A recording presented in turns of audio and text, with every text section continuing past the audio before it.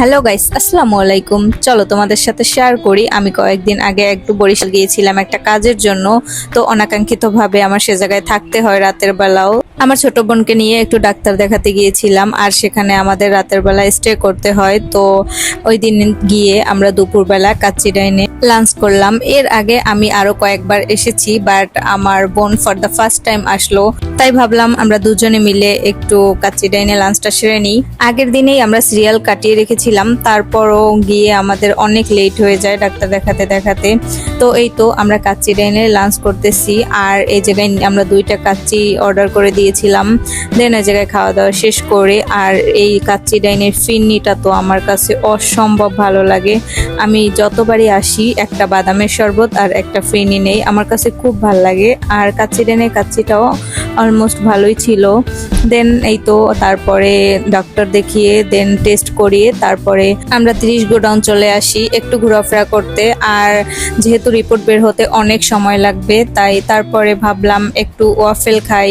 আর এই জায়গার ওয়াফেলটা নাকি অনেক ভালো হয়। ওয়াফেল খাওয়া শেষ করে আমরা আবার আমাদের গন্তব্যস্থানে চলে আসি, মানে বিবির পুকুর পাড়ে। এসেও দেখি আমাদের রিপোর্ট বের হয় নাই, রিপোর্ট বের হবে রাত 11টা বাজে। আর ডক্টর দেখাতে দেখাতে অলরেডি আমাদের 2টার মতো বেজে গিয়েছে। আমরা এই জায়গায় দুজন মিলে একটু চা এনজয় করছিলাম। তারপরে রাতের বেলা আমার ফ্রেন্ডের বাসায় আমরা থেকে যাই।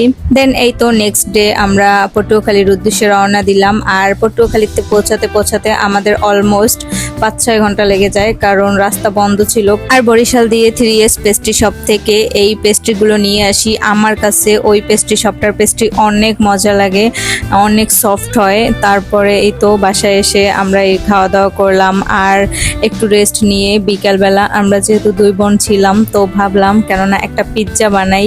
এই ফার্স্ট টাইম আমি পিৎজা ট্রাই করলাম, আমার কাছে তো মোটামুটি ভালোই লাগছে।